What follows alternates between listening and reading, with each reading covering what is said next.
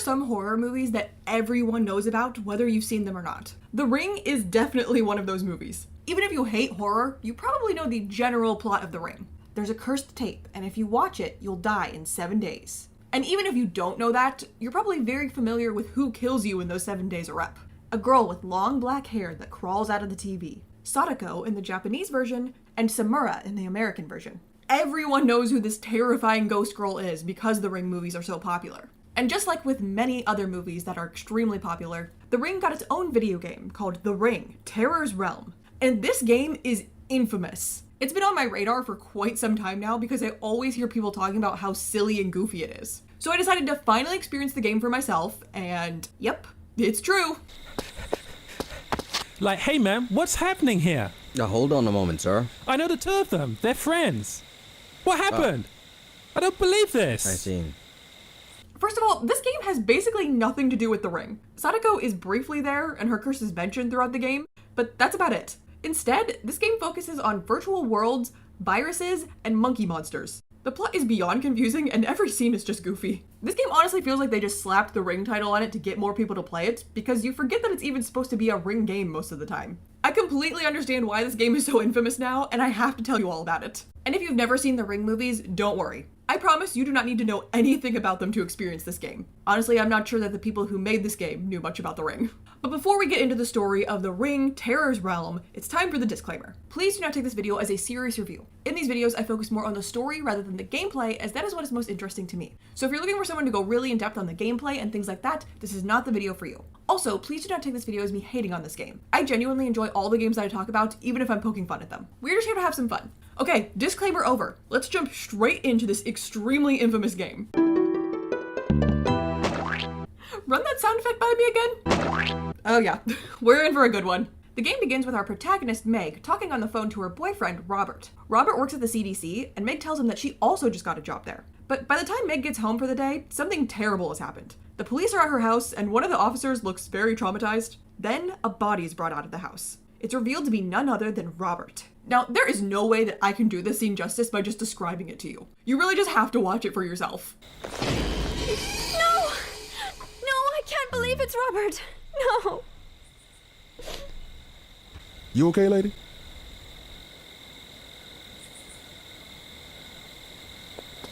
Meg, what's going on over there? Like, hey man, what's happening here? Hold on a moment, sir. I know the two of them. They're friends. What happened? I don't believe this. I see. Oh, Meg. Could you explain your relationship to either her or the victim? Yeah, I know the two of them. They're both my friends. I'm Jack, and this is Robert's girlfriend, Meg. Oh, I see. Well, I'm What sorry. happened to Robert? Actually, we don't yet exactly know what happened to him this evening. You don't know? Isn't this a murder? Okay. It's unlikely to be a homicide case. Not a murder? Then what's that? Did you see his face? What's happened? Oh my god! Well, we'll get to the bottom of this. I'm still alive. I'll work for this company without you, Robert.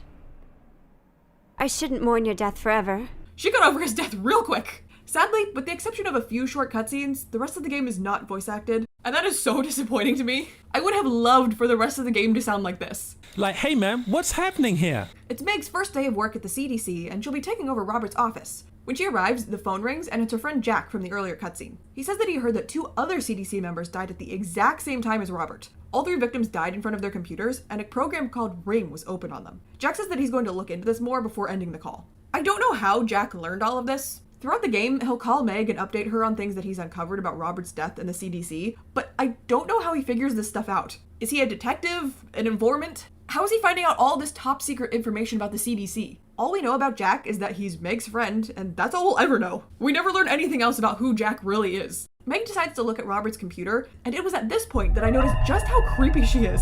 That face is so unsettling. And she always looks like that, no matter how she's feeling. Happy, sad, scared, Meg always has that eerie smile. Anyway, Meg opens Robert's computer, and it doesn't need charged or anything. It hasn't died. Which tells me that she had to have started this job like a day after Robert's death. It also tells me that she got over his death even faster than I thought she did. I shouldn't mourn your death forever. The computer immediately opens to the ring program that Jack was talking about, and it transports her to another world. She wakes up dressed like some sort of soldier in a place that kind of reminds me of the other world from Silent Hill. There's a brigade member there who seems to know who she is and is like, hey, get back to the mission. Meg is like, this game feels just like real life. Weird. No, what's weird is that you think that this is a game. You ran a computer program and woke up in another world and you're like, wow, this virtual reality stuff is crazy. I didn't even have to put a headset on or anything. She fights some odd-looking monkey monsters and then wakes up in the real world. But then something terrifying happens.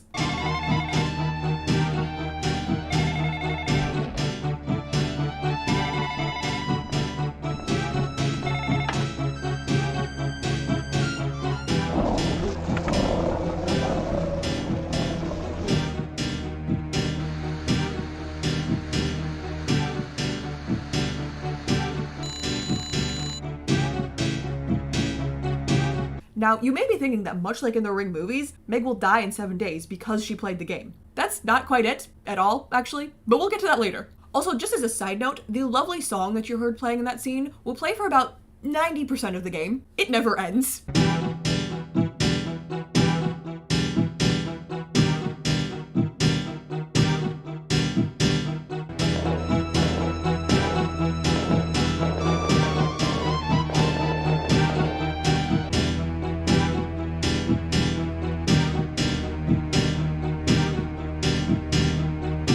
Meg gets a visit from one of her new coworkers, Chris. I really thought that Chris was going to be a mean character who didn't like Meg very much because, I mean, just look at her face. She looks really unpleasant. But actually, she and Meg become fast friends. Chris even introduces her to one of their other coworkers, Kathy, and the three get along great and have girly bonding time. You really cannot judge a character by their face in this game because it does not reflect what they are feeling. So Kathy was asked to bring Meg to the chief of the CDC, and he tells her that they've been locked inside the building. He thinks that the 3 CDC members that died must have been infected with an unknown virus, so all employees have to quarantine until they discover what this virus is. I think most people would be very unhappy about this, but all the employees are pretty chill about it and continue with business as usual. Meg decides to spend all of this extra time investigating Robert's death, and also dodging the security guard Lucchino because she keeps entering restricted areas.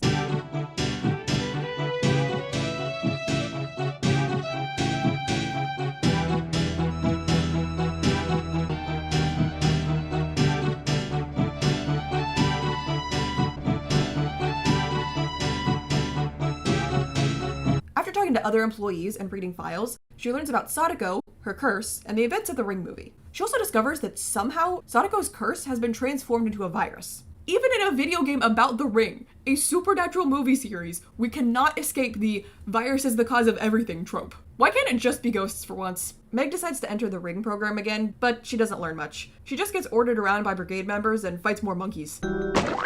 I truly am so glad that that sound effect is sticking around. That's not even a joke. I genuinely love how goofy that sound effect is. Back in the real world, a mysterious figure snoops around Meg's office in the dark. It's very obviously her office neighbor, Peter, but he plays dumb about it. Then Meg meets up with her gal pals, Chris and Kathy. Kathy tells her about a rumor she heard. The basement of the CDC is filled with people who have a mysterious virus. The name of the virus is called Ring, and Robert often went down to the basement to investigate this before he died. While they're talking, Meg notices a creepy little girl watching them. I wonder who that could be. This whole conversation is Meg's cue to head to the basement. She finds tons of patients there saying that they're infected and they're going to die in 7 days. There's also this lady that looks like a mime. She's not important or anything. I just wanted to show her to you. Then she talks in circles with this lady for ages.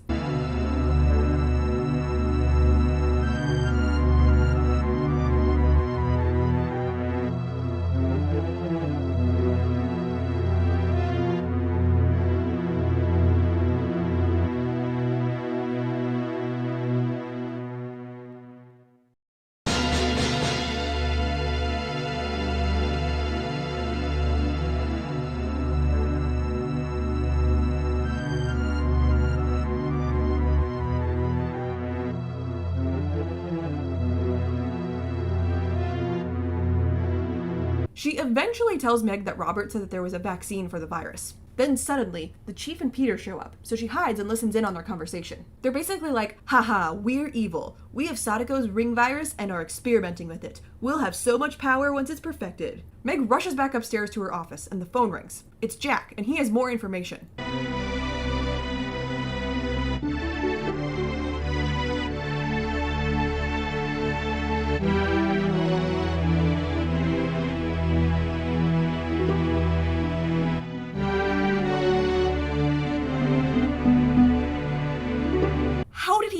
that out. What is your job, Jack? Meg heads back into the ring program to try and learn something new, and she runs into someone unexpected there.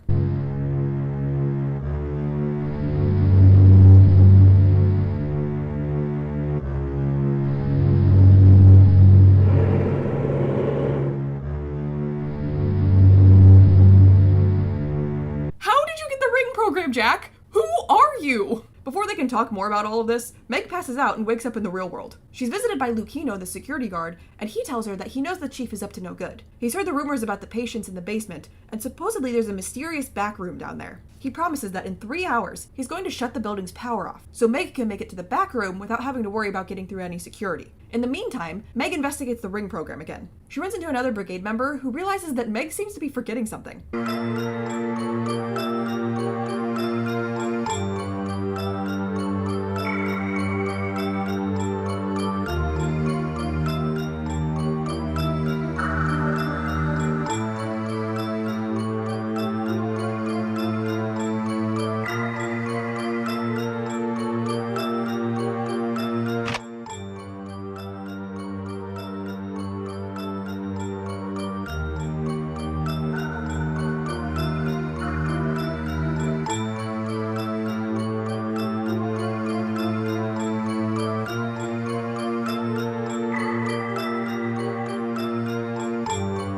The information, but why did you start aiming your gun halfway through the conversation? Okay, so the ring world is actually the real world, and what we thought was the real world is actually a virtual world made from Sadako's memories. The brigade member refuses to explain anymore. He just tells Meg that she needs to find the vaccine and runs away. You know, if the vaccine is so important, maybe you could have spared a few moments to explain more things to her. Then Meg finds the little girl from earlier. She's revealed to be none other than Sadako's mom. Yeah, this isn't Sadako. It's Shizuko, her mom. Why is she a child? Not even she knows. She's just kind of like, yeah, I don't know. I just kind of ended up like this. Shizuko may not know how she became a kid, but she does know a lot of other stuff. She drops a ton of lore on Meg. She says that the ring program, aka the real world, is plagued with a virus that will spread to everyone when the 7-day time limit is up. Robert is actually alive in the real world, but he's infected with the virus. Meg and all of these brigade members are supposed to find the vaccine in the loop world, aka what we thought was the real world. The loop world was made with Sadako's memories, and her body is being held in the CDC. Meg doesn't remember any of this because her memories were scrambled after entering the loop world. Honestly, I feel like my memories are scrambled after hearing that explanation, but we're just gonna roll with it. Back to the loop world, Lucchino shuts off the power, and Meg rushes to the back room of the basement where she finds a patient.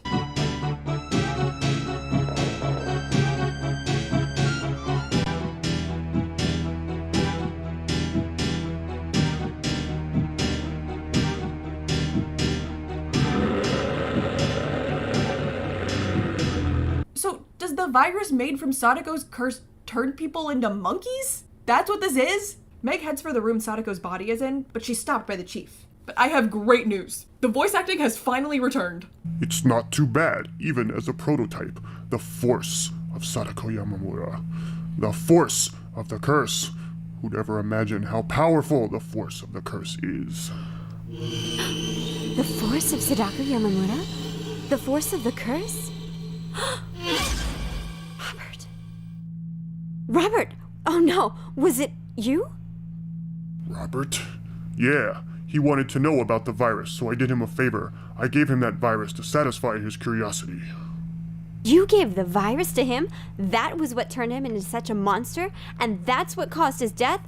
All because of the virus? Well, don't worry. You'll be with Robert very soon. In 24 hours, you'll be totally overtaken by the test virus. Sadako's curse will sweep all over the world, transforming it. So why not improve yourself with the virus? The virus promotes us, allows us beings to evolve further. It's not for humanity at all. What you've done is not for us, but only for yourself. You just want control of Sadako's power. Maybe you're right, but it doesn't matter anymore. If only I can use this power. Look, this is it, and I'm the only one who rules this force! What's happening? No, you can't. You'll never be the one who control this force. Never ever. Meg kills the transformed chief and finds Sadako's body, which looks nothing like the Sadako we're all familiar with. Sadako wakes up and then flies through the ceiling.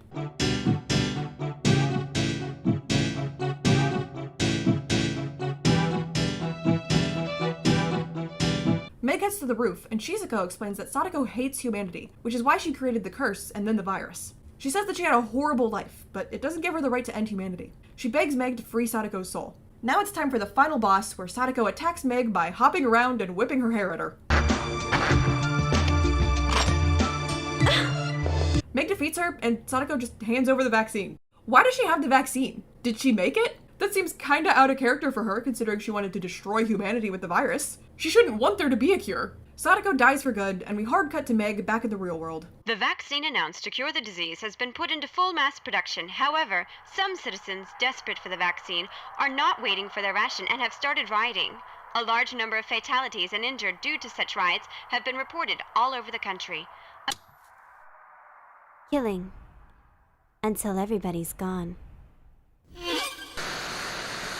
And that is the Ring Terror's Realm. I am beyond confused by this game. So I understand that Sadako's virus was spreading throughout the real world, but why did they need to create the loop world made from her memories? It sounds like it was to find the vaccine, but why was that the only way to get the vaccine? Could they not make one in the real world? How did they know that they would get a vaccine from the loop world? And why did Sadako herself have it? And were all of the other people in the loop world real or virtual beings? Chris, Kathy, Lucino, none of them knew what was going on. Did all of humanity get transported to the loop world to protect them from the virus? And how long were they in the loop world? It seems like the chief had a lot of time to be experimenting with the virus there. And why did Sadako's curse morph into a virus that transforms people into monkey monsters after 7 days? And why did Robert not turn into a monkey when he died from the virus? Is it true that he's alive in the real world? And who the heck is Jack? I could just keep going, but I'll finish this off with one last question. What does any of this have to do with the Ring movies? There's no virus or virtual worlds or monkey monsters, so where did all of this come from? I decided to do some research, and the Ring movies are based off of a trilogy of books: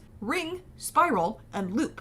The third book, Loop, seems to incorporate this virus and virtual world stuff. So I guess that's where it came from? But if you're going to make a video game about the super popular movies, why would you base it off the third book in the series that no one is familiar with and didn't get a movie adaptation? I definitely understand why this game is so infamous now, but boy did I have a great time with it. I'm such a sucker for these cheesy, confusing horror game plots. They're unhinged, and that makes them beyond entertaining to me. I loved experiencing this bizarre story, and that opening cutscene is now one of my top cutscenes ever. Have you ever played the Ring Terror's Realm? Were you as confused by it as everyone else was? Let me know in the comments below. Also, let me know if there are other games you'd like me to make a video on. I do take all of your suggestions into consideration. If you enjoyed the video, like and subscribe to see more content from me. Thank you guys so much for watching, and I will see you in my next video.